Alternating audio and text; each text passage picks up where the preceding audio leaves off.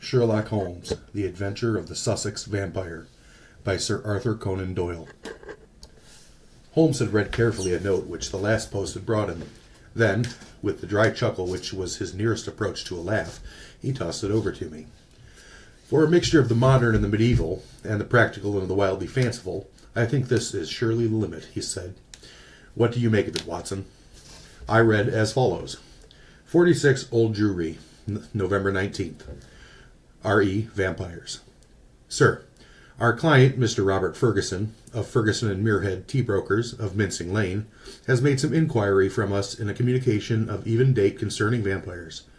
As our firm specializes entirely upon the assessment of machinery, the matter hardly comes within our purview, and we have therefore recommended Mr. Ferguson to call upon you and lay the matter before you.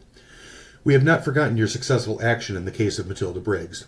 We are, sir, faithfully yours, Morrison, and Dodd, per E.C.G. Matilda Briggs was not the name of a young woman, Watson, said Holmes in a reminiscent voice. It was a ship which is associated with the giant rat of Sumatra, a story for which the world is not yet prepared.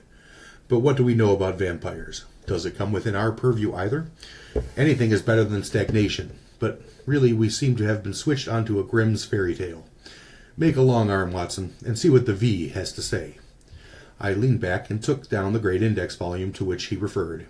Holmes balanced it on his knee, and his eye moved slowly and lovingly over the record of old cases, mixed with the accumulated information of a lifetime. Voyage of the Gloria Scott, he read. That was a bad business. I have some recollection that you made a record of it, Watson, though I was unable to congratulate you upon the result. Victor Lynch, the forger. Venomous Lizard, or Gia. Remarkable case, that. Vittoria, the circus belle. Vanderbilt and the Yeggman. Vipers. Vigor, the Hammersmith wonder. Hello, good old index. You can't beat it. Listen to this, Watson. Vampirism in Hungary. And again, vampires in Transylvania. He turned over the pages with eagerness, but after a short, intent perusal, he threw down the great book with a snarl of disappointment. Rubbish, Watson, rubbish. What have we to do with the walking corpses, who can only be held in their grave by stakes driven through their hearts? It's pure lunacy.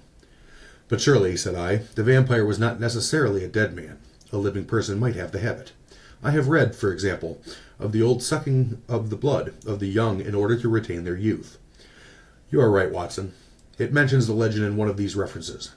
But are we to give serious attention to such things? This agency stands flat-footed upon the ground, and there it must remain.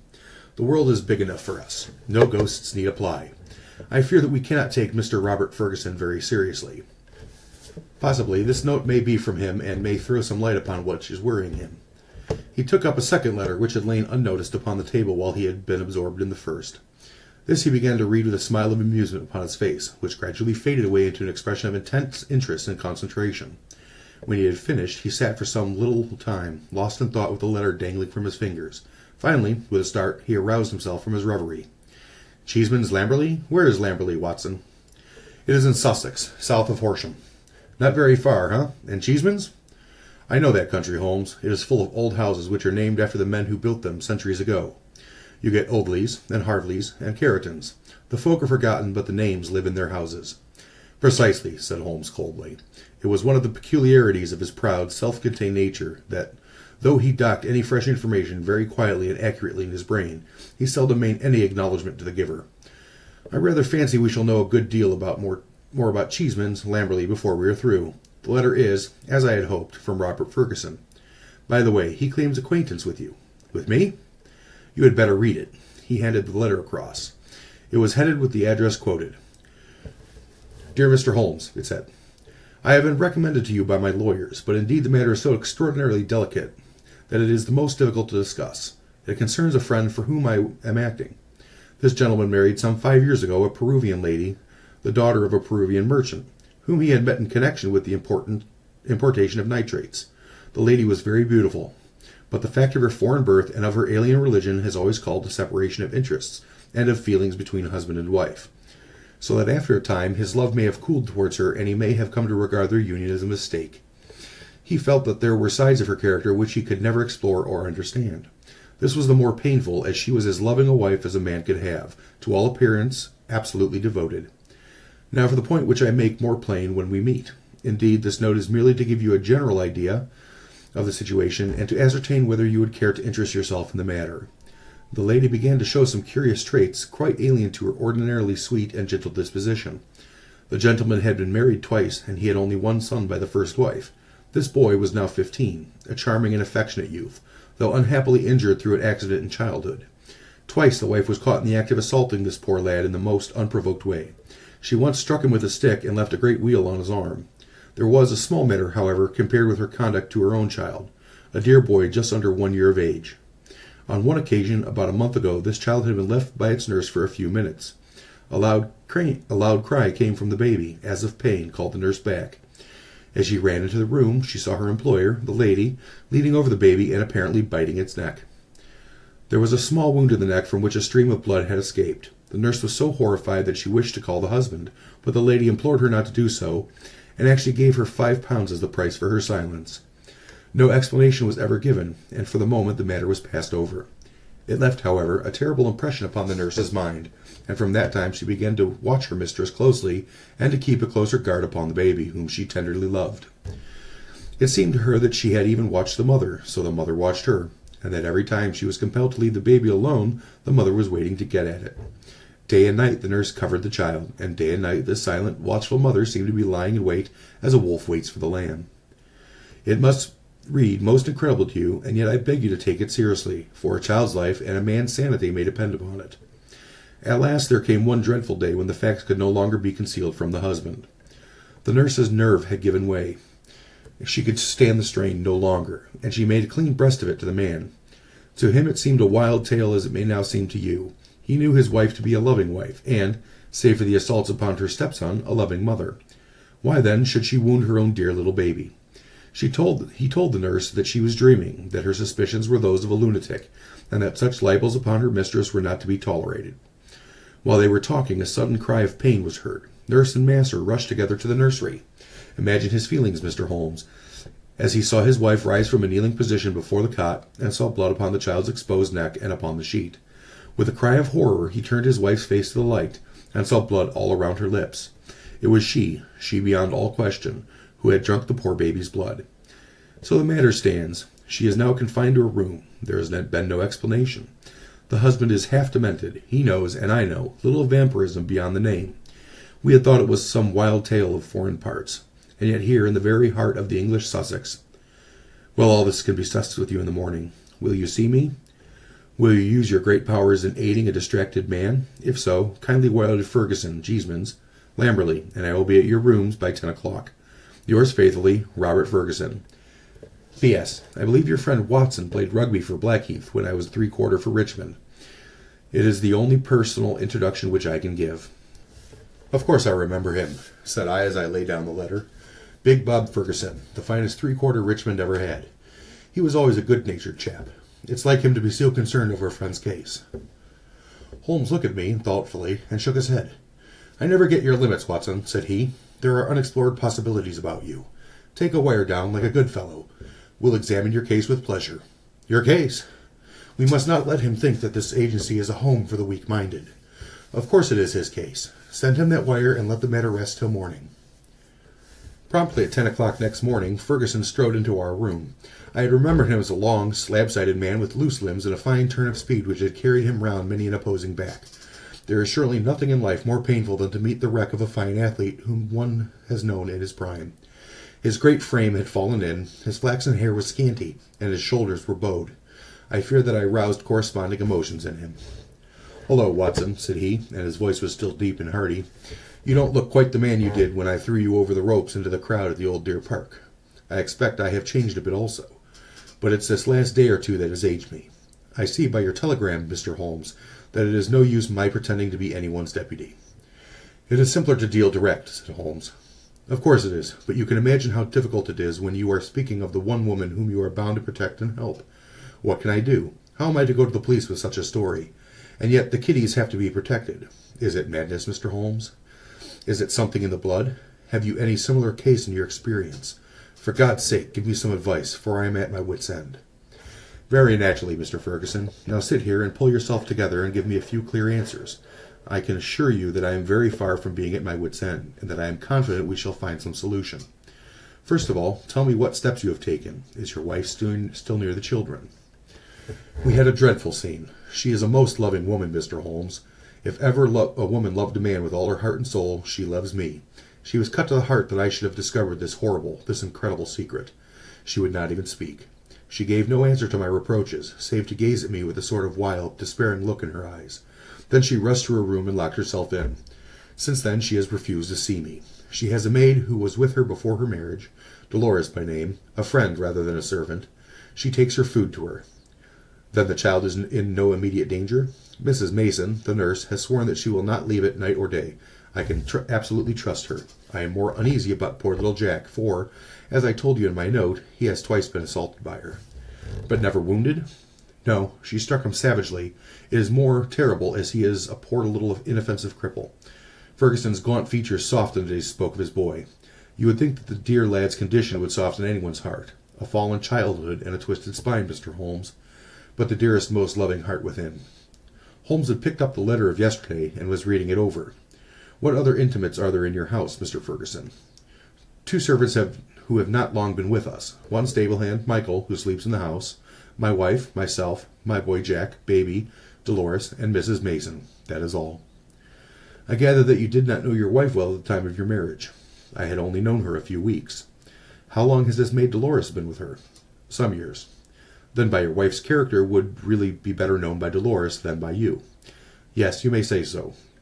Holmes made a note. "I fancy," said he, "that I may be more use at Lamberley than here.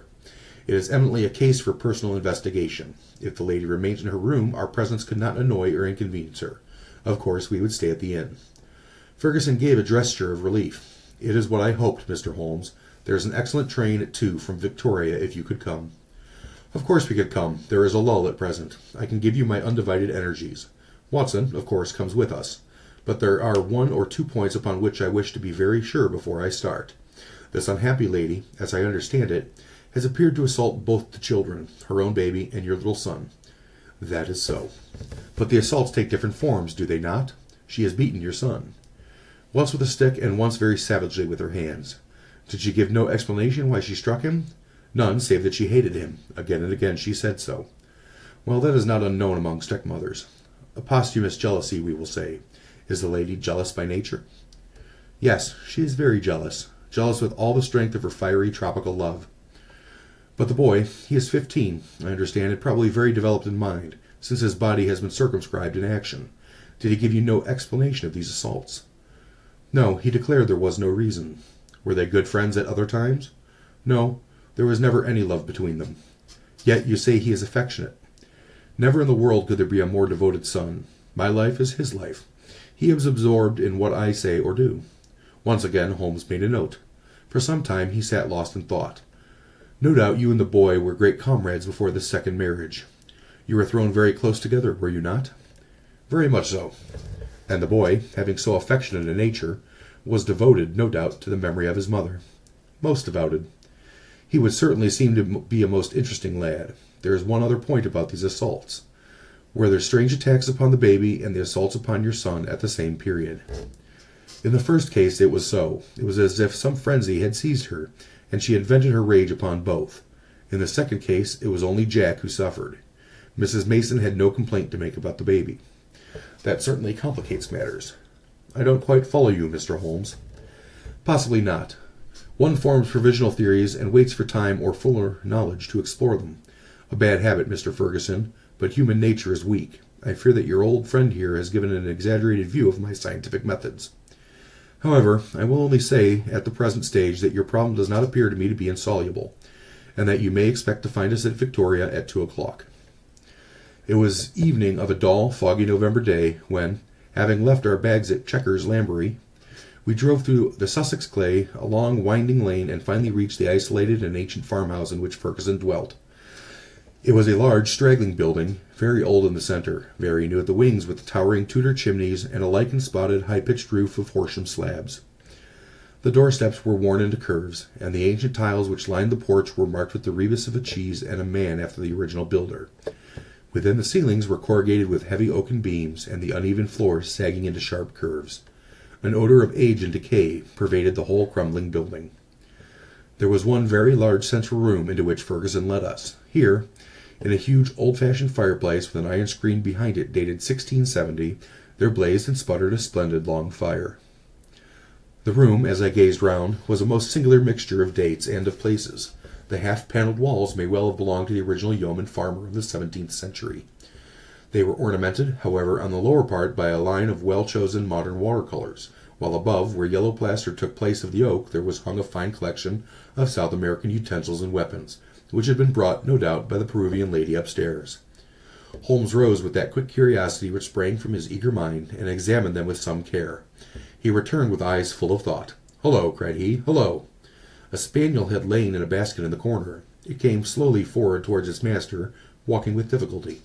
Its hind legs moved irregularly, and its tail was on the ground. It licked Ferguson's hand. "What is it, Mr. Holmes?" "The dog. What is the matter with it?" "That's what's puzzled the vet. A sort of paralysis. Spinal meningitis, he thought. But it is passing. He'll be all right soon. Won't you, Carlo?" A shiver of assent passed through the drooping tail. The dog's mournful eyes passed from one of us to the other. He knew that we were discussing his case. "Did it come on suddenly?" "In a single night." "How long ago?" "It may have been 4 months ago." "Very remarkable. Very suggested. What do you see in it, Mr. Holmes?" "A confirmation of what I already thought." "For God's sake, what do you think, Mr. Holmes? It may be a mere intellectual puzzle to you, but it is life and death to me. My wife a would-be murderer, my child in constant danger. Don't play with me, Mr. Holmes. It is too terribly serious." The big rugby three-quarter was trembling all over. Holmes put a hand soothingly upon his arm. "I fear that there is pain for you, Mr. Ferguson, whatever the solution may be," said he. "I would spare you all I can. I cannot say more for the instant, but before I leave this house I hope I may have something definite." "Please God, you may. If you will excuse me, gentlemen, I will go up to my wife's room and see if there has been any change." He was away some minutes, during which Holmes resumed his examination of the curiosities upon the wall. When our host returned, it was clear from his downcast face that he had made no progress. He brought with him a slim, tall, brown-faced girl. "The tea is ready, Dolores," said Ferguson. "See that your mistress has everything she can wish." "She vara ill," cried the girl, looking at the indignant eyes of her master. "She no ask for food. She vara ill. She need doctor. I frightened stay alone with her without doctor." Ferguson looked at me with a question in his eyes. "I should be so glad if I could be of use. Would you take your mistress to see Dr. Watson?" "I'll take him. I ask no leave. She needs doctor." "Then I'll come with you at once." I followed the girl, who was quivering with strong emotion, up the staircase and down an ancient corridor.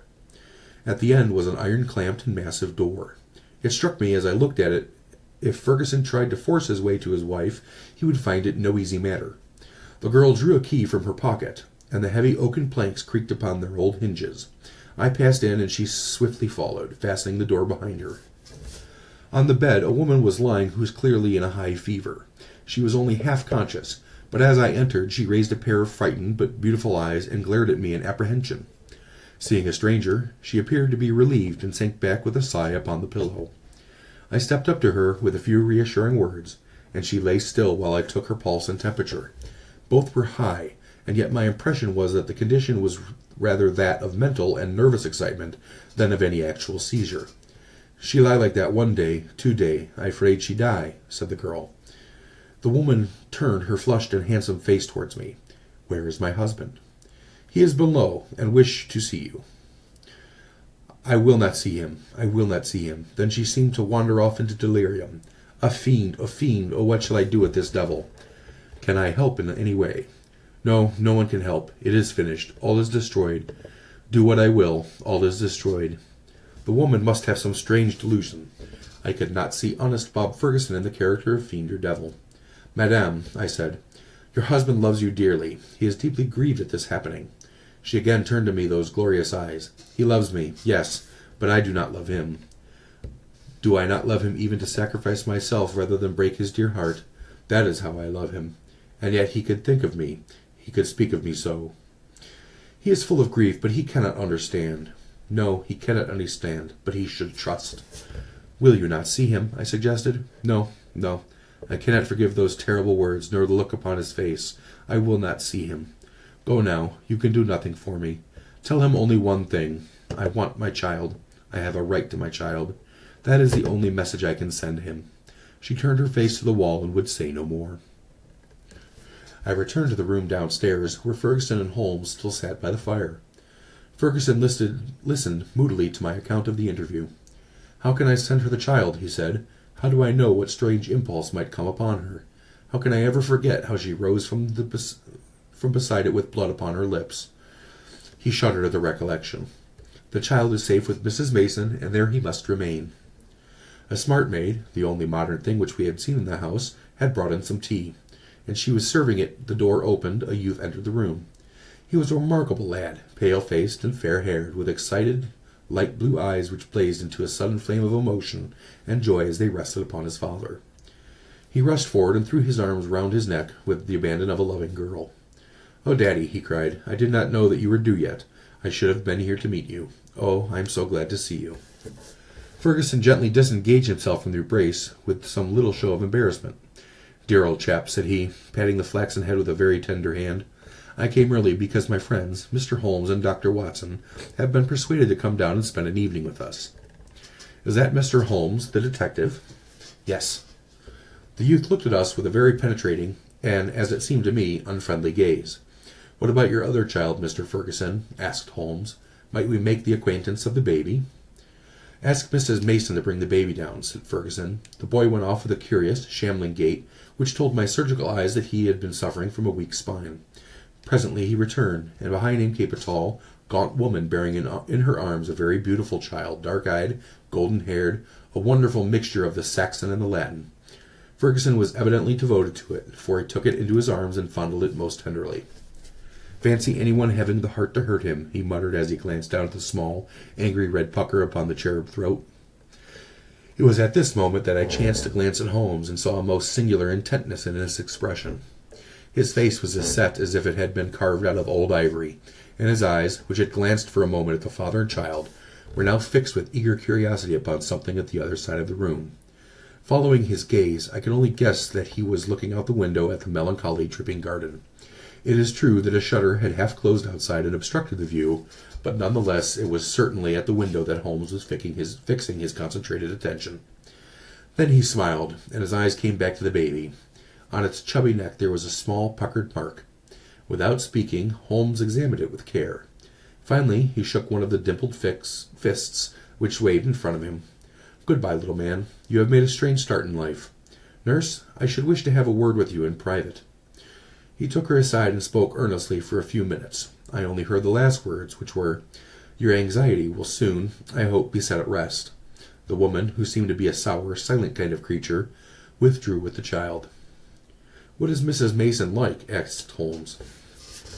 "Not very prepossessing externally, as you can see, but a heart of gold and devoted to the child."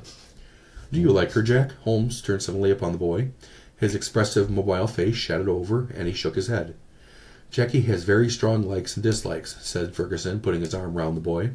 "Luckily, I am one of his likes."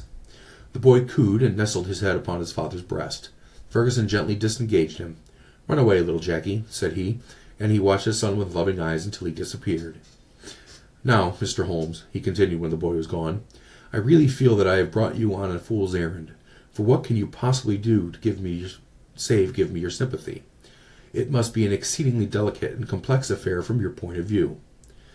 "It is certainly delicate," said my friend with an amused smile, "but I have not been struck up to now with its complexity. It has been a case for intellectual deduction, but when this original intellectual deduction is confirmed point by quite a number of independent incidents, then the subjective becomes objective, and we can say confidently that we have reached our goal. I had, in fact, reached it before we left Baker Street, and the rest has merely been observation and confirmation." Ferguson put his big hand to his furrowed forehead.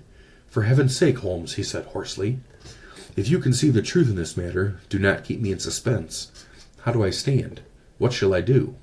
I care nothing as to how you have found your facts, so long as you really have got them.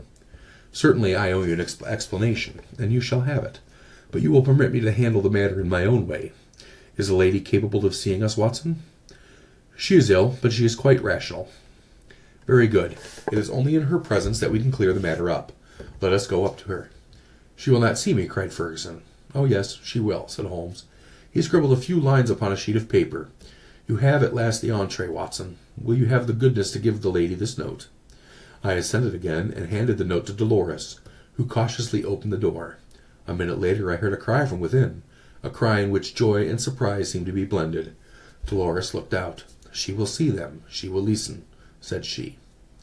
At my summons, Ferguson and Holmes came up. As we entered the room, Ferguson took a step or two towards his wife, who had raised herself in the bed, but she held out her hand to repulse him. He sank onto an armchair, while Holmes seated himself beside him, after bowing to the lady, who looked at him with wide-eyed amazement. "I think we can dispense with Dolores," said Holmes. "Oh, very well, madame. If you would rather she stayed, I can see no objection. Now, Mr. Ferguson, I am a busy man with many calls, and my methods have been short and direct. The swiftest surgery is the least painful. Let me first say what will ease your mind. Your wife is a very good, a very loving, and a very ill-used woman." Ferguson sat up with a cry of joy. "Prove that, Mr. Holmes, and I am your debtor forever." "I will do so, but in doing so I must wound you deeply in another direction. I care nothing so long as you clear my wife. Everything on earth is insignificant compared to that. Let me tell you, then, the train of reasoning which passed through my mind in Baker Street. The idea of a vampire was absurd to me. Such things do not happen in criminal practice in England. And yet your observation was precise. You had seen the lady rise from beside the child's cot with the blood upon her lips. I did. Did it not occur to you that a bleeding wound may be sucked for some other purpose than to draw blood from it? Was there not a queen in English history who sucked such a wound to draw poison from it? Poison? A South American household. My instinct felt the presence of those weapons upon the wall before my eyes ever saw them. It might have been other poison, but that was what occurred to me. When I saw that little empty quiver beside the small bird bow, it was just what I expected to see. If the child were pricked with one of the little arrows dipped in curare, or some other devilish drug, it would mean death if the venom was not sucked out. And the dog, if one were used to such a poison, why would it not try first in order to see that it had not lost its power? I did not foresee the dog, but at least I understand him, and he fitted into my reconstruction. Now do you understand? Your wife feared such an attack. She saw it made, and saved the child's life, and yet she shrank from telling you all the truth, for she knew how you loved the boy and feared lest he break your heart. Jackie, I watched him as you fondled the child just now. His face was clearly reflected in the glass of the window where the shutter formed in the background. I saw such jealousy, such cruel hatred, as I have seldom seen in a human face. My Jackie! You have to face it, Mr. Ferguson. It is the more painful because it is a distorted love, a maniacal, exaggerated love for you, and possibly for his dead mother, which has prompted his action. His very soul is consumed with hatred for this splendid child, whose health and beauty are a contrast to his own weakness. Good God, it is incredible. Have I spoken the truth, madame? The lady was sobbing, with her face buried in the pillows. Now she turned to her husband. How could I tell you, Bob? I felt the blow it would be to you. It was better that I should wait, and that it should come from some other lips than mine. When this gentleman, who seems to have the powers of magic, wrote that he knew all, I was glad. I think a year at sea would be my prescription for Master Jackie, said Holmes, rising from his chair. Only one thing is still clouded, madame. We quite understand your attacks upon Master Jackie, but there is a limit to a mother's patience. But how did you dare to leave the child these last 2 days? I had told Mrs. Mason. She knew. Exactly, so I imagined. Ferguson was standing by the bed, choking, his hands outstretched and quivering. This, I fancy, is the time for our exit, Watson, said Holmes in a whisper. If you will take one elbow of the too faithful Dolores, I will take the other. There now, he added as he closed the door behind him. I think we may leave them to settle the rest among themselves. I have only one further note of this case. It is a letter which Holmes wrote in final answer to that which the narrative begins. It ran thus. Baker Street, November 21st. Regarding vampires. Sir, referring to your letter of the 19th, I beg to state that I have looked into the inquiry of your client, Mr. Robert Ferguson, of Ferguson and Muirhead, tea brokers of Mincing Lane, and that the matter which was brought to a satisfactory conclusion. With thanks for your recommendation, I am, sir, faithfully yours, Sherlock Holmes.